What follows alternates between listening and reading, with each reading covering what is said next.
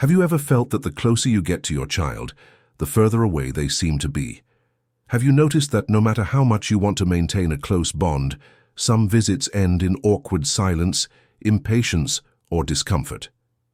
This does not mean that the love is gone. In fact, it is precisely the weight of that love that may be making it difficult to get along. In psychoanalysis, Freud taught us that the most intimate bonds also carry the deepest tensions. And this is especially true in the relationship between parents and children. Contrary to what many people think, family conflicts do not arise from a lack of love, but from the presence of contradictory feelings that have never been fully understood. In these cases, affection is not light. It is dense, ambiguous, sometimes even suffocating. Freud claimed that the strongest bonds are also the most ambivalent. In other words, alongside love there is frustration, resentment, demands, and even an unconscious desire for distance. Parents want attention and closeness. Children, on the other hand, seek autonomy and space. It is in this impasse that many relationships wear down without anyone understanding exactly why. Many parents, upon reaching maturity, ask themselves, why doesn't my son call anymore? Why does my daughter prefer to spend the holidays with her friends? Have I failed as a mother? Am I being forgotten as a father? Children, on the other hand, also experience their own guilt. I should visit my parents more. I don't want to hurt them. But every time I go, I leave tired. The problem is not a lack of love, but a lack of psychological space. Frequent contact between parents and adult children can reactivate unconscious wounds that have never healed. It's like repeatedly touching a scar that still hurts. Memories of old roles, the son who needed to please, the daughter who was always corrected, resurface. And with that, the present begins to carry the weight of the past. So in this video, we're going to take a deeper look at this often ignored truth. Parents and children shouldn't see each other too often, not because they don't love each other, but so that love doesn't turn into an emotional prison. Let's reflect on Freud's teachings, on how the unconscious shapes our affections, and why distance is sometimes what keeps bonds healthy. This is not about advocating cold detachment or abandonment. On the contrary, it is about understanding that too much togetherness can prevent both sides from maturing. Parents who do not allow themselves to grow old as individuals, children who cannot become fully adult because they are still seen as children. When this cycle repeats itself, no one grows. Only the pain repeats itself.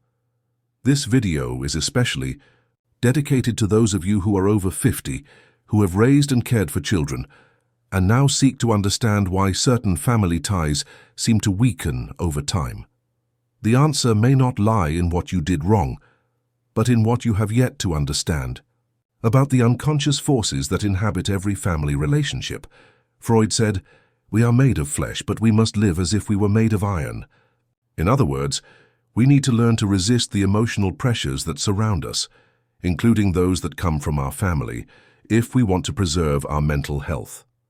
Throughout this video, we will discuss some possible psychoanalytic reasons why constant interaction between parents and adult children can be harmful, even when there is affection.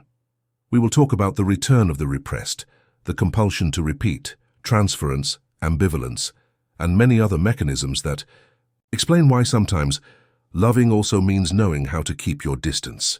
Many people, especially as they get older, entertain the idea that a happy family is one that is always together, always close, always in harmony. This image seems welcoming, but Freud taught us to be wary of idealizations. Behind every attempt at relational perfection, there is unconscious content trying to cover up something that has not been resolved. To expect parents and children to live together without friction over the years is to ignore the emotional complexity that exists between them. When we talk about seeing each other often, we are not just talking about physical presence, but about constant exposure to everything that the two represent to each other. And what parents and children represent is not simple. They are mirrors of old frustrations, projections of unfulfilled desires, containers of guilt, shame, and expectation. Freud pointed out that the first place where human beings learn conflict is within their own family. It is in the family nucleus that the first personality traits are structured, as well as the first repressions. When adult parents and children meet constantly, these unconscious contents are reactivated, and the closer they live together, the more intense this reactivation can be. Imagine a child who grew up being overly demanding. When visiting his father frequently, even as an adult, he may feel that he needs to continue performing to deserve approval. Or a daughter who, since childhood, felt invisible to her mother. Even at 40, she may feel that she is always being compared to an unattainable ideal. These dynamics do not disappear with age. They shift, disguise themselves, but continue to operate. That is why, in many cases, constant presence does not create connection but discomfort. A seemingly innocent comment, "You've gained a little weight. Aren't you coming to visit me today?" can carry such heavy emotional weight that the encounter becomes a field of tension. What should be a moment of welcome becomes a ritual of demands and frustration. In addition, there is a common tendency among mature parents to measure their children's love by the frequency of contact. This is understandable, but also dangerous.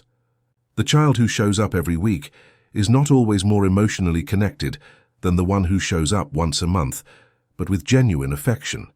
The quality of the bond is not in the repetition of gestures, but in the freedom it allows. Freud said, that overly demanding love is an extension of narcissism.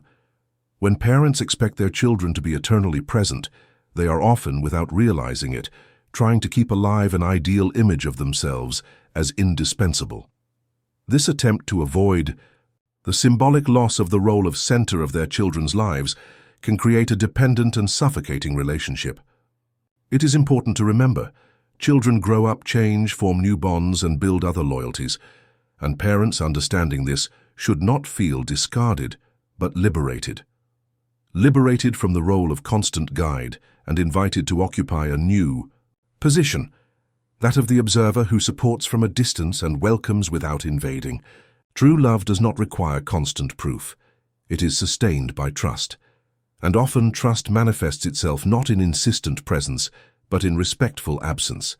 True harmony between parents and adult children does not come from frequent visits, but from mutual respect for each other's emotional space. And respecting that space, as Freud taught us, is recognizing that each person carries within themselves an unconscious world that needs to be lived and worked out with freedom, not control. If you like reflections like this, subscribe to the channel and turn on notifications so you don't miss any videos. Among the most profound and revealing concepts in Freud's work is repression. This is the process by which unacceptable content, desires, memories, impulses, are pushed into the unconscious.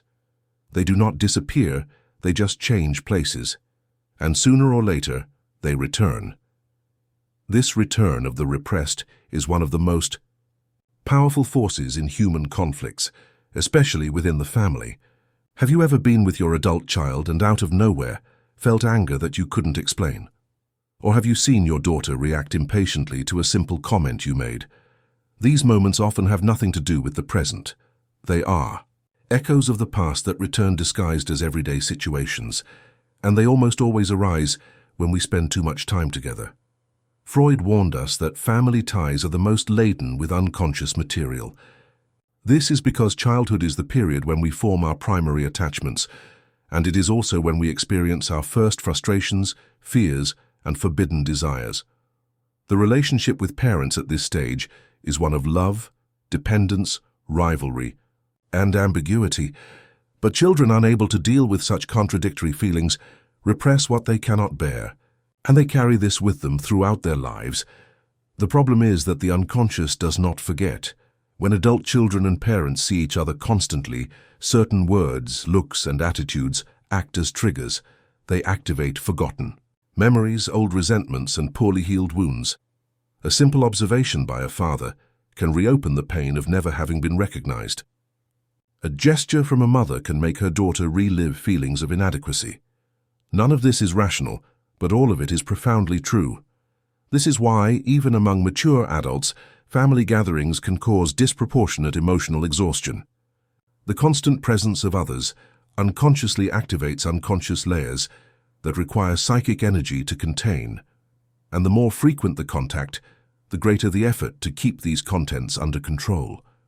Freud would say that this is when the repressed returns, not directly, but disguised as symptoms, discomfort, irritation, arguments over trivial matters, or even the sudden desire to avoid the other person without knowing why. What was buried comes back, and it comes back to be worked through and or to be repeated. Mature parents understanding this dynamic can avoid many conflicts.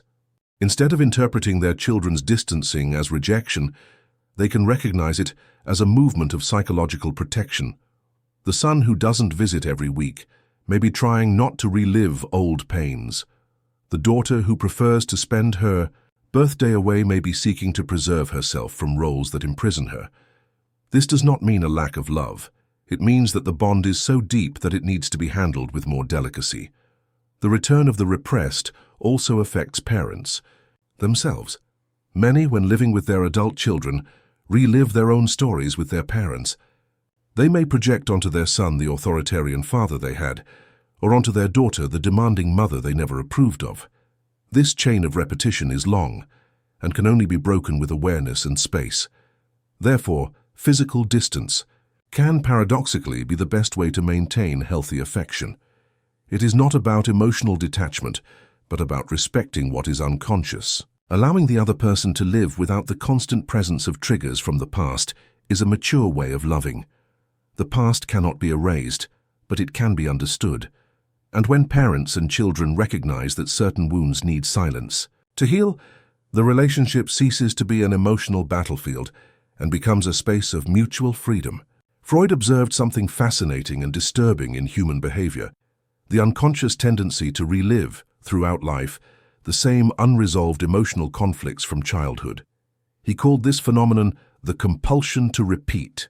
And, although it seems paradoxical, we repeat precisely what hurt us the most, not out of masochism, but out of an unconscious attempt to find, in the present, a solution to something that escaped us in the past.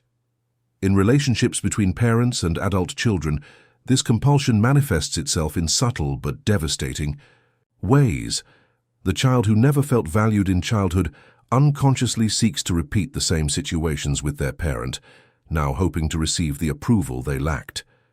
The daughter who grew up feeling rejected tries, through constant interaction, to convince her mother that she is worthy of love. The problem is that the scene, despite changing settings, maintains the same roles and outcomes. This repetition is fueled by frequent encounters and unresolved emotional contact. Constant coexistence brings back old characters: the critical father, the controlling mother, the submissive son, the resentful daughter. Each family gathering can become a stage where the actors once again perform an old script. But the ending is almost always the same: frustration, silence, or arguments that seem bigger than they should be. Freud would say that the unconscious is trying through repetition to resolve what it was unable to symbolize in childhood. But without awareness, this effort only causes more pain. The adult son who visits his father every Sunday hoping to be recognized ends the day with the same feeling of inadequacy. The daughter who tries hard to please her mother with gifts and attention leaves feeling that it is never enough. And so the cycle continues. The tragedy of unconscious repetition is that it reinforces the wound instead of healing it. And the closer the interactions are, the harder it is to escape the pattern. The son feels small again in front of his father. The mother sees her daughter as fragile or disobedient again. Neither can see the other as they are today, only as an echo of what they once were. Therefore, excessive frequency in family life can become a factor that sustains and intensifies this cycle. When there is more space between encounters, there is more chance for reflection, elaboration, and reframing. Time and distance help separate the past from the present and build a new type of bond, one not based on repetition, but on awareness. It is important to note that this repetition does not happen out of malice. It is, above all, an unconscious request to be heard for internal reconciliation. But when this request is not recognized, it turns into a demand, a complaint, mutual frustration. Parents demand from their children the attention they actually wanted to receive from their own parents. Children demand from their parents validation that can no longer be given, and time runs out in silent games of pain. Freud showed us that it is possible to break this cycle, but that it takes courage. Courage to look inside, to accept that the perfect relationship may never have existed, and that's okay. What matters now is to build something more real, lighter, freer, even if that means seeing each other less. Love doesn't have to repeat itself. It can transform. And sometimes the first step toward that transformation is the conscious decision to leave the stage, to stop repeating the old play, and start writing a new story with fewer invisible characters and more real presence. Freud developed one of the most influential concepts in psychoanalysis by studying how repressed feelings and past experiences are projected onto present relationships. This concept is called transference, the unconscious displacement of old feelings onto people who in some way represent significant figures from the past. Although transference is usually discussed within the clinical context between patient and analyst, it occurs even more strongly within the family itself. Between parents and children, this phenomenon multiplies and perpetuates itself across generations. It is as if, without realizing it, we continue to play old roles, living inherited stories, reacting not to the other as they are now, but to what they symbolize emotionally for us. Parents who had authoritarian parents often become overly permissive with their children, not because they believe in it, but as an unconscious way of differentiating themselves from their own parents. Children who did not feel seen may, as they grow up, project this lack onto their own children, or continue to demand from their adult parents a type of recognition that will never come in the way they expected. This chain of transfers creates family relationships that are not based on the emotional truth of the present, but on distorted images of the past. A father may see his adult son as irresponsible, not because of his current actions, but because it triggers memories of his own brother who was always compared to him. A mother may be irritated by her daughter-in-law not because of her behavior, but because unconsciously she represents her own mother-in-law with whom she had conflicts. Similarly, children continue to look at their parents as if they were those omnipotent figures from their childhood. As much as they know rationally that their parents have grown old, emotionally they still expect them to be strong, wise, and always available. And when that doesn't happen, because time has passed and roles have changed, frustration, resentment, or abandonment arise. That's when frequent interaction becomes a trap. The more parents and adult children see each other, the more they activate these unconscious projections. They stop relating to each other as two adults and start living in a tangle of unconscious roles. The father becomes the judge, the daughter becomes the obedient child, the son becomes the rebel, the mother becomes the martyr, and all this happens without anyone noticing. Freud said that we can only overcome transference when it is brought to consciousness, and for that to happen, the first step is distancing. Distance not as rejection, but as psychic space. An interval between encounters that allows the son to see his father as he is today, and not as the father he once was. A pause that allows the mother to recognize that her daughter is no longer the little girl she tried to protect her whole life, but a woman with a will of her own and an independent life. When there is space between encounters, there is time for affection to reorganize itself. When there is less physical presence, there is more chance of seeing the other person outside the lens of transference. And this is perhaps the greatest proof of mature love, not insisting on seeing the other person all the time, but giving them the freedom to be who they are, and yourself the freedom to let the past rest. Healthy coexistence between generations requires this silent work of separating memory from reality, desire from truth. Only then can parents and children find each other, not as reflections of what once was, but as whole human beings, free from the projections that imprison them. Freud was one of the first thinkers to clearly state that there is no affection without ambivalence. In other words, every deep feeling carries within itself its opposite.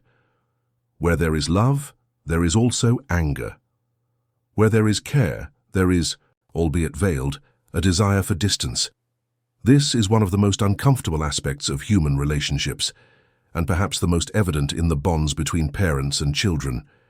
Society tends to romanticize this bond as something pure, eternal, and unconditional. But psychoanalysis invites us to look beyond the ideal. The bond between parents and children is one of the most complex that exists precisely because it is born of total fusion and needs throughout life to move towards separation. This movement of distancing does not happen without pain, and often it is never complete. When an adult child avoids visiting their parents frequently, it is rarely a sign of a lack of love. It is ambivalence. It is the desire to maintain affection, but without returning to the roles that imprisoned them. It is the fear of feeling judged, pressured, or infantilized. On the other hand, when a parent feels hurt by their child's absence, that hurt is often not just sadness. It is also disguised anger, accumulated frustration that has never been expressed directly. Freud saw ambivalence as an inevitable part of psychic life.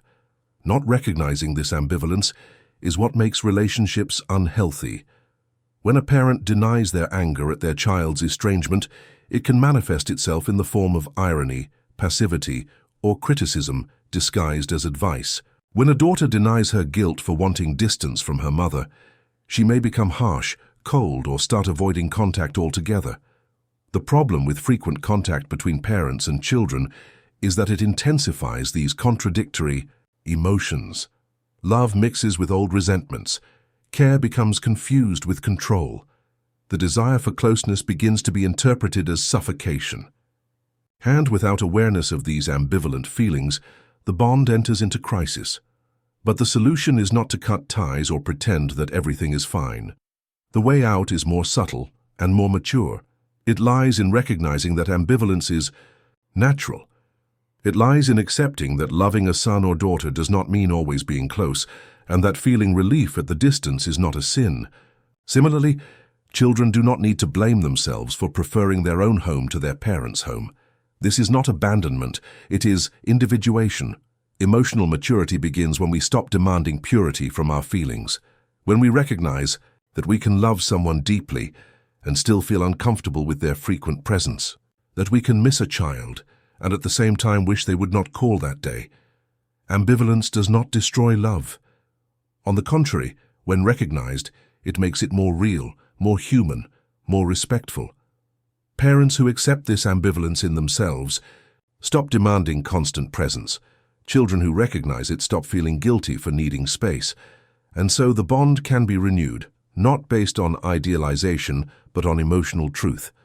Freud teaches us that maturing means enduring contradiction without falling apart. And that is one of the greatest challenges in the relationship between parents and adult children, learning to live with what is mixed, confusing, imperfect, but still valuable. Because love that survives ambivalence is what really has a chance to last. One of Freud's greatest legacies to the understanding of the human mind was to show that although love is essential, it can also imprison, especially when, in the name of care, it stifles the growth of the other. This is a sensitive point in relationships between parents and adult children, the point where affection, misunderstood, ends up hindering the natural process of separation and maturation. Individuation is the name given to the process by which an individual truly becomes themselves, separating psychologically from their parental figures. It is the path to internal autonomy, where a person stops acting out of unconscious loyalty to their parents and starts living according to their own choices, desires, and values. But this path is not easy, and often not even possible when family ties are overly present in everyday life. In practice, this means the following. Many children are now over 30, 40, even 50 years old, but emotionally they still ask for permission to live. They are still afraid of disappointing their parents. They still act to please them, still feel guilty for not calling often. This guilt does not come from a rulebook, but from unresolved affection that masquerades as moral duty. Freud showed us that the human psyche is not governed solely by logic, but by deep, almost invisible emotional bonds. And when a son or daughter feels that they will only be loved if they continue to obey certain family standards, visiting every Sunday, following certain values, hiding parts of themselves, they cease to be free individuals. They begin to live in a gilded cage, built with love but still a cage. Similarly, many parents, as they age, resist the idea that their children no longer need them in the same way. They feel useless, forgotten, devalued, and without realizing it, they try to remain indispensable by creating small dependencies. Constant advice, disguised criticism, need for presence. This love, although genuine, ends up trapping the other in the role of eternal child, and this prevents both from maturing. Frequent contact reinforces this dynamic. Each encounter reinforces the old roles. The son returns to being the obedient or rebellious child. The daughter feels once again that she needs to hide her choices so as not to hurt her parents. And the parents, in turn, reaffirm their position of authority or misunderstood victims. The relationship ceases to be between two free adults and returns to being between old characters who cannot free themselves. Breaking this cycle does not mean cutting ties, but transforming them. And often, this is only possible with distance, with breaks that allow each person to breathe outside the other's magnetic field, with silences that make room for love to reconfigure itself, not as dependence but as a voluntary presence. Allowing your child to follow their own path, without demands, is one of the greatest acts of love a parent can offer. And allowing yourself to live as a complete being, not just as a mother or father, but as an individual, is one of the greatest freedoms you can achieve in maturity. Individualization does not separate, it purifies. It transforms love into something that does not suffocate, but sustains. It does not demand, but welcomes. It does not hold back, but allows. And when parents and children recognize that true love requires space, a new bond is born between them, one that is more mature, more serene, more lasting. As the years go by, many parents wonder why their children drift away, not just physically, but emotionally. Messages become less frequent. Visits become fewer and farther between. Conversations become more superficial. This causes pain, a feeling of emptiness, and often a sense of failure. But is this distancing always a sign of a lack of love? Or could it paradoxically be a way to preserve love? Freud invites us to look at the relationship between parents and children not through the lens of idealization, but through that of psychic reality. And in this reality, the love between parents and children is a complex construct, full of contradictions, unconscious desires, projections, and unhealed wounds. That is why often constant presence sickens the bond, while space can heal it. Throughout this video, we go through 7 psychoanalytic fundamentals to understand why parents and children should not see each other too often. We talk about the illusion of constant harmony, the return of the repressed, the compulsion to repeat, transference, ambivalence, and the blocking of individuation. In all of these points, a silent truth is repeated.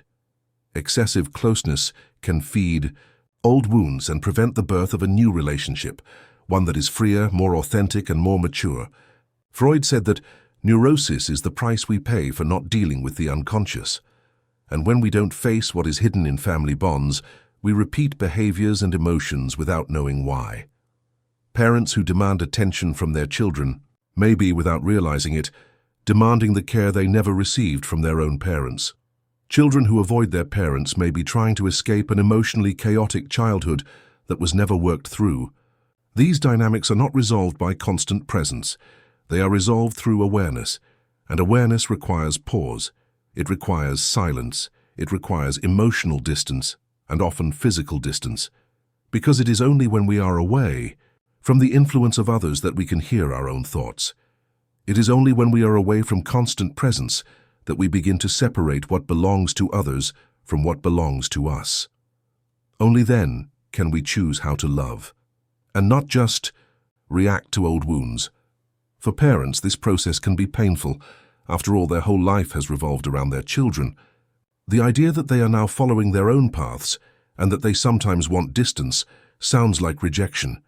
But what if it isn't?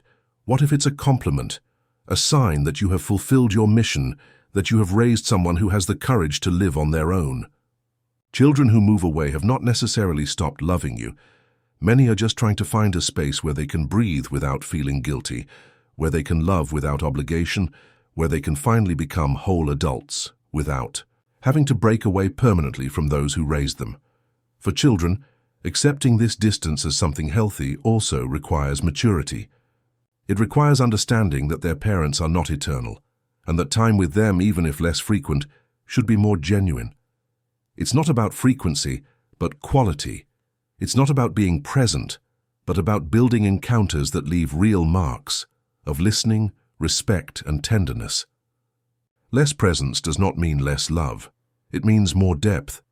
It means looking at the other with freedom, loving without demanding, being available without controlling, and allowing each person to have their space to live, think, change, even within the family. In the Freudian view, the path to emotional health lies in recognizing one's own history, but it also lies in the ability to break the cycle of repetition. This is not done with promises or emotional speeches. It is done with conscious choices. And one of those choices may be to see your children or your parents less often, so that when you do see them, you really see them, whole, present, human. The greatest gift a parent can give an adult child is freedom. And the greatest gift a child can give a parent is to come back, even after moving away, not out of duty but out of love. And it is in this kind of love that time, instead of separating, finally unites. If this reflection resonated with you, like the video, subscribe to the channel, and turn on notifications to receive more reflections like this. That way, you won't miss any new content. Take care, and see you next time.